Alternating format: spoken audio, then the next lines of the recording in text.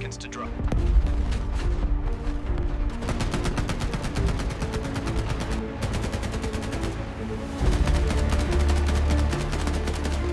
The situation in which two B-17s piggybacked.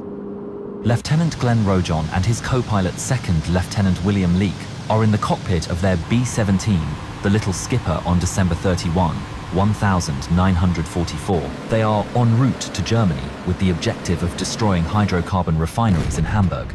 All hell breaks free as flak erupts directly beneath them. The soldiers observe as B-17 seconds are fired from the sky in the target area ahead of them. Rojon observes a smoke target above the piers when the flak is at its most intense. The explosives are to be dropped at this time. The bomb compartment doors of all B-17 seconds in Rojon's group that are currently in flight are opened. The pilots have never encountered fire with such intensity. An elite squadron of B-17 seconds descends. 5, 4, 3, 2, 1. Flak has struck it directly in the center. It deviates to the right and collides with another B-17 named Krams-Trams. Krams-Trams is divided in half as the two aircraft collide. Both aircraft plummet from the sky. Rojon and Leake are incredulous. They are under the impression that all individuals are lost. However, 3 crew members from each aircraft are miraculously propelled into the void and are able to deploy their parachutes. Rojon relegates the shot to the back of his consciousness and communicates with the bombardier Sergeant James Shirley via radio. The B-17's massive bomb bay doors release a continuous flood of 500-pound bombs that descend toward the Earth. The bore turret gunner on the small skipper observes the bombs as they strike the objective. The formation executes the initial strategy and executes a 180-degree turn that leads directly out to sea after the explosives are dropped. The formation is tightened to the maximum extent possible for the return journey. However, as soon as they establish their box formation, approximately 50 German defenders accelerate to intercept the Americans. The jet-propelled Me-262S were the first to arrive on the scene. A single aircraft discharging its MAU 108 cannons through the line screams past the Americans from above. The Messerschmitt continues to descend and extends its contrails in a broad arc, which are illuminated by the Sunday. Before the gunners can target it, it has already disappeared as it is too fast to be struck. Then BF 109 seconds attack from the front and BF 190 seconds hum like hornets as they streak past the formation. Rojon's right-hand position, faithful forever, is slightly behind schedule and has already sustained damage from shrapnel. It has been struck once more. Second Lieutenant Leo Ross, the aircraft's operator, engages in radio communication. Ross is able to descend his aircraft to 5,000 feet in a direct line despite the damage, and all of the crew members escape and survive. The Germans are vulnerable in their attempts to cause devastation on the now ragtag formation, and all hope is lost once they return to the main formation. Then the breathtaking sight of American P-51 seconds is revealed. It is fighter assistance. The German interceptors promptly turn and flee due to their softer targets. The American P-51 seconds, secure in the knowledge that the Germans have departed, proceed to defend other B-17 seconds that are located further down the line. Rojon and the remnants of his formation continue to fly independently. They are approaching the coast of Germany to the northwest of Hamburg, and they can already see the gunfire resuming. They once more fight through the flak, but they are soon underway, moving slowly over the sea. They may just make it home. The B-17 seconds are currently unable to maintain the formation due to the severe turbulence. Then a message is received over the intercom. Everyone is looking forward to it.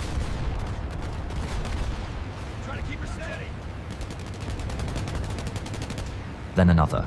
The loose formation over the sea is intercepted by another wave of German fighters who are flying from facilities in Bremen and Oldenburg.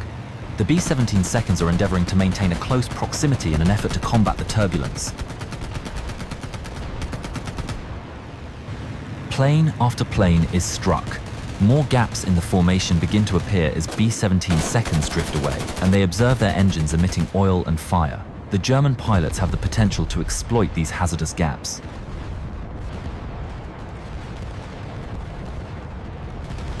The 9 Lives, the lead aircraft in Rojon's formation, are strafed by a Blef 109 that's flying in from the front.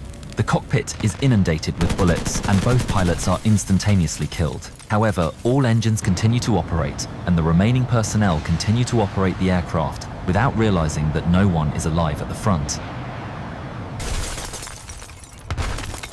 When Rojon returns to the diminutive captain, he promptly fills the void in an effort to preserve the formation. Rojon gently guides the diminutive captain into position with one hand on the column and the other poised to reduce the throttle. He is in search of the 9 lives, but the lead aircraft is nowhere to be found. Pilot to crew, has anyone observed McNab 9 lives? Where did they disappear? He is unaware that McNab and Vaughan are slouched in their cockpit positions. The 9 lives are traveling in a direct line, but they are not level. The 2 lifeless pilots have retreated from the column, and the B-17 is currently on a modest upward trajectory.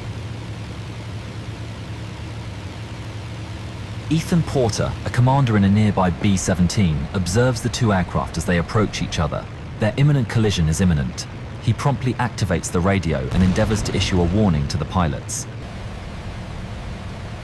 Beware, they are about to collide. However, it is too late. Rojon and Leek are propelled upward in a tremendous shudder at 1,244, causing Rojon's hand to be yanked from the throttle levers. Leek's legs collide with the column.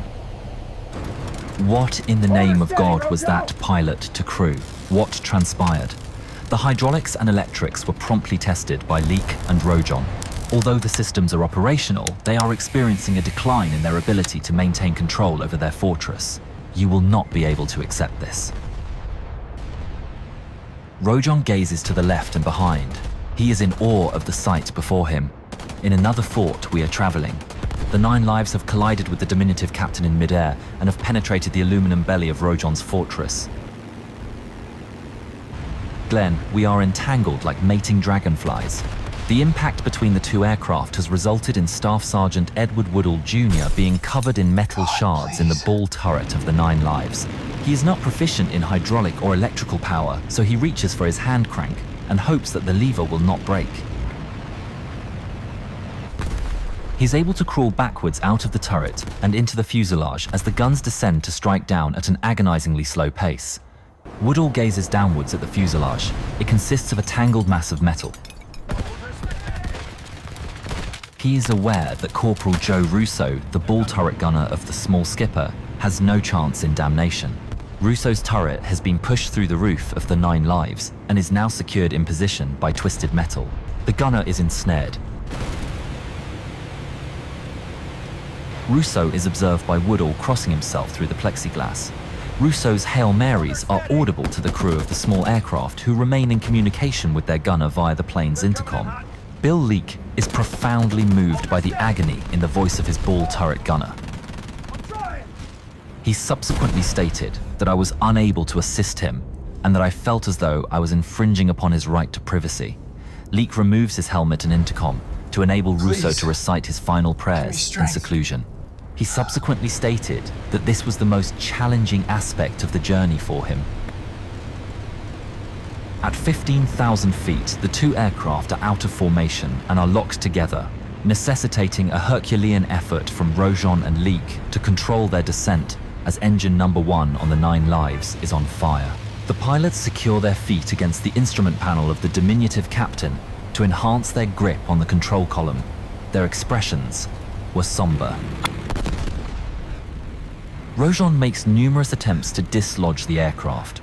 He attempts to separate the 2 aircraft by rocking them, and even fires the radial engines of the diminutive captain. However, his efforts are unsuccessful. Rojon is aware that crashing into the sea is an unavoidable death, and in order to save his personnel, he must transport his aircraft over land. He is uncertain about his ability to control the 2 aircraft, but he is obligated to make an attempt. The engines of the diminutive captain are brought to a standstill. In an extraordinary demonstration of airmanship, Rojon and Leek are able to gradually turn the 2 B-17 seconds that are fixed in place. Heaving slowly, the aircraft rotate. The pilots are overjoyed to observe the German coast glide back into view. Rojon observes that the fire has now engulfed his left wing, and that the heat is affecting the fuselage of the diminutive captain. The aluminum skin on his visage allows him to perceive the heat. a commotion commences once more as they approach the coast. Then the pyrotechnics commence. The 50 caliber machine gun ammunition is igniting in the flames, and the projectiles are erupting into the air in all directions. In a moment of silent horror, Rojon and Leek lock eyes. Rojon utilizes the intercom as the horizon approaches. Blackening and buckling the 9 lives, and the small captain above the door is directly in the wake of the relentless flames. However, there is no alternative. 3 crewmen, Elking, Newhouse and Little, are attempting to liberate Rousseau in the waist area. They can still hear him praying inside. Please. The ball turret is entirely jammed despite their best efforts. However, Elking later stated, they move to flee with reluctance, and with a final glance back at Rousseau, they leap through the flames up into the air. German battery gunners on the North Sea coastal island of Wangerooge are unable to comprehend the situation on the ground. This double bomber, which is powered by 8 engines, is currently in a downward trajectory. A Wehrmacht commander views the spectacle and recognizes that the bombers are doomed and that there is no necessity to fire. Impact is imminent in mere minutes. Rojon is aware that this is Leek's final opportunity to escape. Leek continues to remain within the cockpit, despite Rojon's directives. He is aware that Rojon is unable to operate the aircraft independently. Rojon would be unable to bail out if the 2 aircraft entered a spiral without Leek's additional muscle. Rousseau, who was encased by the fuselage of the 9 lives in his ball turret, may have been fortunate in not observing the ground racing upwards. The Earth is moving toward him at a rapid pace. The pilots are uttering their prayers as it fills their view. The 9 lives explodes and disintegrates upon impact, propelling the diminutive commander upwards in a manner reminiscent of an athlete on a pole. The ship's nose is launched forward until it finally comes to a halt, and the skipper, who was briefly airborne, belly flops back to Earth. In the process, a left wing slices through a wooden building, splitting the fuselage. Silence prevails. The 2 pilots are astonished and are willing to gaze at each other. They are both breathing. Neither individual sustained a severe injury. They only sustained cuts and bruising. Leek emerges from a gaping breach behind the cockpit and crawls into the daylight. He locates his feet and pats his breast in quest of a well-deserved smoke. He is on the brink of erupting when a gun muzzle that is directly between his eyes compels him to halt. The gasoline erupting from the ruptured fuel containers over the wing is the subject of a frantic gesture by a German soldier. Rojon and Leek's airmanship and their capacity to reorient the 2 aircraft toward the runway were instrumental in the survival of 6 crew members from the Little Skipper and 4 crew members from the 9 lives.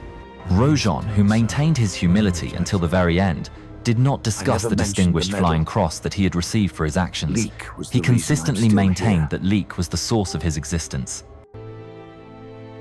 He is the reason I am alive today. In all fairness to my co-pilot, for a comprehensive account of this extraordinary narrative, I recommend that you consult Cindy Rowe. That was truly remarkable. However, have you heard of the B-17 tail gunner who survived a fall without a parachute? For additional information, please visit this link and view the film. That is turn south and in the chat.